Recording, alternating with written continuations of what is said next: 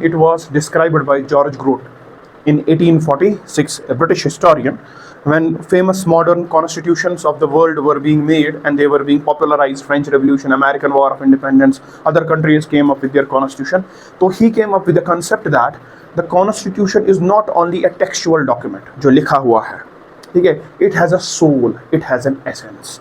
That essence should be reflected on ground, not just the textual thing.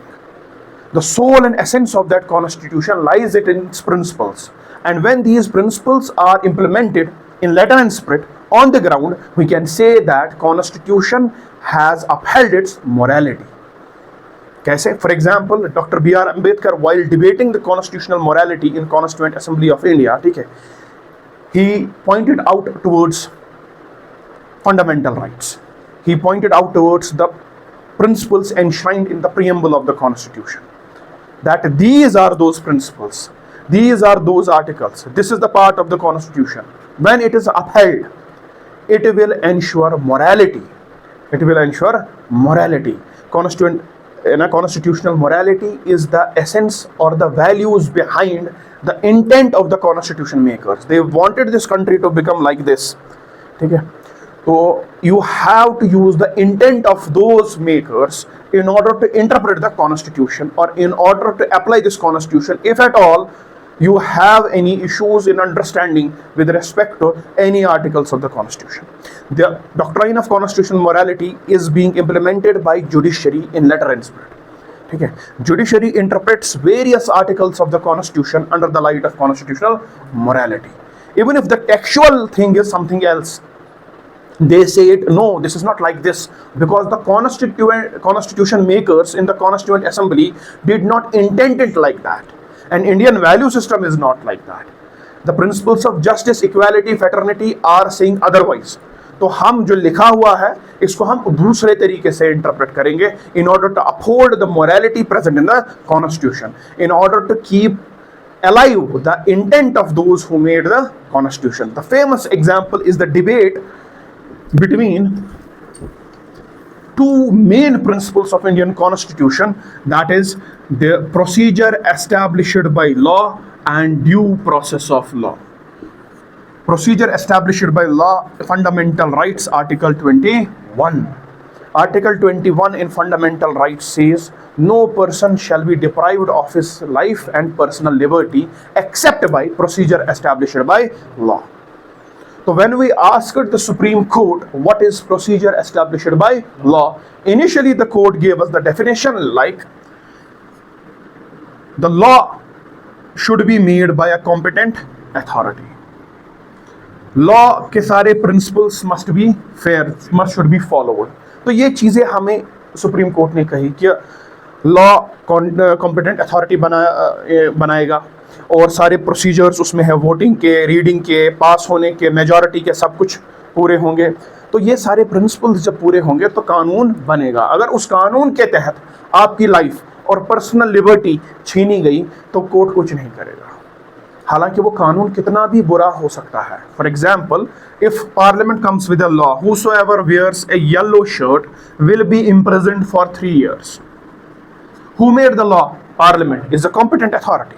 All the procedures were followed. और अगर ये law आया तो आपकी पर्सनल लिबर्टी 3 साल के लिए आपको जेल में भेजा जाएगा for wearing a yellow shirt. तो if we go by article 21 original text, that is procedure established by law, आप कोर्ट में जा ही नहीं सकते ये कहने कि मुझे किस चीज पे इन्होंने 3 साल के लिए बंद रखा, बिकॉज कि मैंने एक येलो कलर की शर्ट पहनी थी. The court said this is not the intent of the constitution makers. For this purpose, constitution was not made. The intent of constitution makers was different. They were there to uphold constitutional morality. और ये arbitrary exercise of power भी है. Then the court came up with a different conception, due process of law, a United States of America principle. Court in Menka Gandhi case 1978, Supreme Court said, whenever we will interpret Article 21, we will use due process of law. Further detail you are going to study in what? Polity. We are going to use due process of law instead of procedure established by law. Text अभी भी constitution में क्या है? Procedure established by law, but that will be treated as due process of law. तो हमने पूछा what is due process of law? Supreme Court said everything what is in the procedure established by law, plus we will see the law is fair or not. We will see the intent behind the law. In short, we are going to see morality behind the law. Is the law moral or not?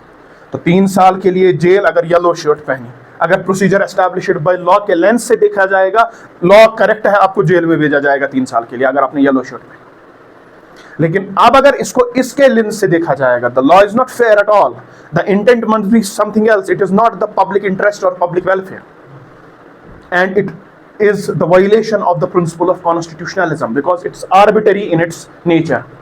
So this court will struck down, ठीक है, void ab initio, court will struck down from initial phase whatever the law has been made which was unfair. The due process of law reiterated by Supreme Court in Menka Gandhi case is a classical example given by judiciary that we are here to protect constitutional morality, not the text of the constitution. ठीक है, हम खाली constitution के text को बचाने के लिए नहीं है, we are here to protect the soul of the constitution, that is justice, that is liberty, that is fraternity, that is fairness, that is equity and equality. तो उस चीज को प्रोटेक्ट करने के लिए हम यहाँ पे है। आपने पूरा प्रोसीजर सिस्टमैटिक फॉर्मूला फॉलो कर ली और आप कुछ भी करोगे, ऐसा नहीं चलेगा। हम आपका देखेंगे आपकी नीयत कैसे है इसके पीछे। तो one of the classical examples which we see in Indian constitution is how judiciary played its role in Menka Gandhi case by replacing the term procedure established by law by due process of law, not textual but in understanding. While interpreting or while dealing with the cases of under Article 21, court will use due process of law. Constitution में अभी भी लिखा है procedure established by law. So this is a classical example. Hope you are understanding what constitutional morality is. ठीक है, you have to feel it. It is the essence of the constitution. It is the mind of the constitution makers. It is the intent behind making of such constitution. Slavery से हमको बाहर निकालना, क्योंकि हम colonial rule के under थे, तो उसके लिए एक किताब आई है। उस स्लेवरी को वापस आप दूसरे तरीके से इन्फोर्स नहीं कर सकते। In international relations nowadays neo imperialism, neo colonization, ठीक है, ये सारी चीजें अब नए तरीके से एक कंट्री दूसरे कंट्री पे हावी हो जाती है। ऐसा ना हो कि हमारा अपना ही इलेक्टेड गवर्नमेंट, अपना ही स्टेट हम पे दूसरे तरीके से हावी हो और दूसरे तरीके से हमें स्लेव बनाए। ब्रिटिश ने तो डायरेक्टली बनाया था। For that you need to protect constitutional morality, and constitutional morality को आप जब प्रोटेक्ट करते हो, automatically you enforce what? Constitutionalism. Am I clear? If you protect constitutional morality, you automatically enforce constitutionalism. You restrict the arbitrariness of the government. Am I clear? And when you enforce what? Constitutionalism, you are protecting the political social contract between the citizens and the state. You are giving them those rights.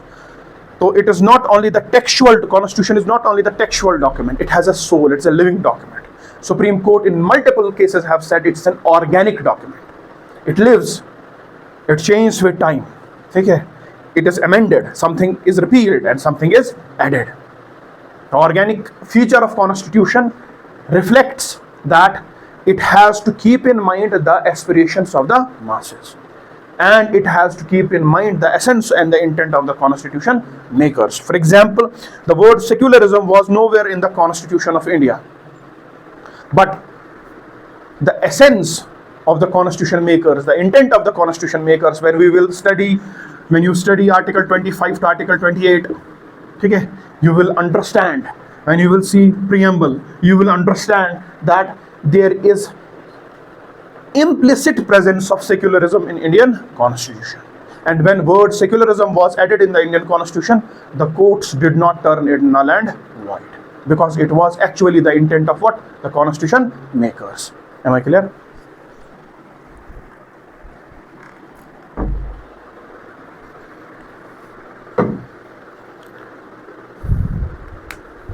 You're right. Constitutional morality.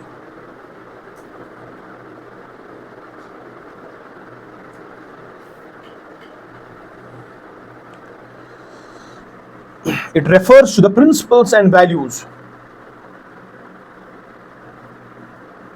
underlying a constitution.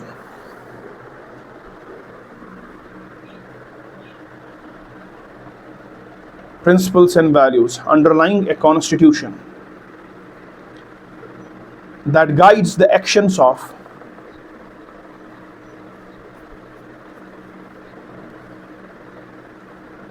both government and the citizenry. Government and the citizen, चाहे constitution morality हो या constitutionalism हो, ये दोनों पे apply होता है, citizens पे भी और सरकार पे भी. लेकिन citizens are almost very weak in a democracy because they go through ballot box democracy. Citizens are only powerful at that time, वो अपना वोट देते हैं, निकल जाते हैं अपनी रोजमर्रा की जिंदगी में. तो the misuse of authority and power is 99% times done by state. So usually we keep the name of state in the definition of constitutionalism and constitutional morality. Lekin people also can go anarchic, and we have to stop the arbitrariness of citizens as well if they go anarchic. We should work for the enforcement of fundamental duties. ठीक है, ये चीजें भी, if you enjoy fundamental rights, you should also be able to perform your fundamental duties, because rights and duties are correlative to each other. That phrase also we have studied in polity. We have explained that. What does that mean? क्या लिखा? हाँ, full stop. In India, the term was for the first time used by Dr. B.R. Ambedkar.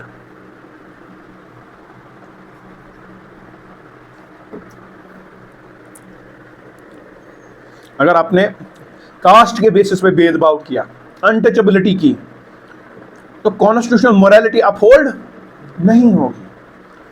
हालांकि आपने सारे procedure follow किए जो भी लिखा है, लेकिन still you are misusing those words like this thing. तो constitutional morality uphold, तो it is the job of the judiciary to see constitutional morality uphold हो रही है कि नहीं हो रही है. It's because of these things Supreme Court is termed as the guardian of the Constitution. हालांकि you can see a dichotomy. It's a very deep thing. You don't have to go there, but I'll tell you. There is a dichotomy between this thing. Who is the protector of the Constitution? Supreme Court.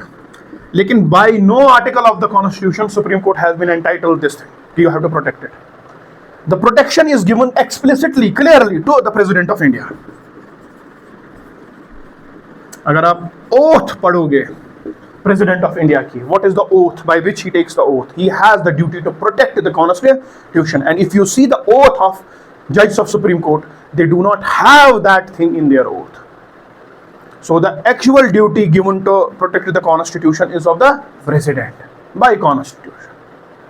Lekin implicitly, when we see the different range of powers, different authorities, different checks and balances, you come to the conclusion that the de facto protector, actual protector is the Supreme Court. Okay? De jure protector of the Constitution is the President because of his oath he takes. ठीक है, the jure head of the government is the president, de facto is the prime minister. Same is the case with respect to judicial things. ये वहां पे भी head ही है, इसी को protect करना है अगर आप इसकी ओथ पढ़ोगे. बट एक्चुअल में कौन प्रोटेक्ट करता है? It's not the president, it is the supreme court. However अगर हम ड्यूटी एनफोर्स करें तो कॉन्स्टिट्यूशन के लेटर एंड स्पिरिट को देखकर, अल्फाबेट्स को देखकर, ये ड्यूटी किसकी है? प्रेसिडेंट की. But the intent of the constitution makers was not president, it was Supreme Court, because president is elected by executives and legislature through an electoral college. ठीक है, तो अगर यही प्रोटेक्ट करेगा और इसी को वही लोग इलेक्ट भी कर सकते हैं तो ये बायसनेस दिखाएगा. तो the intent of constitution makers, the constitutional morality says that even though in the oath of the president it is written that he will protect the constitution, it is not the president, it is the Supreme Court, which is a total entirely different body, independent.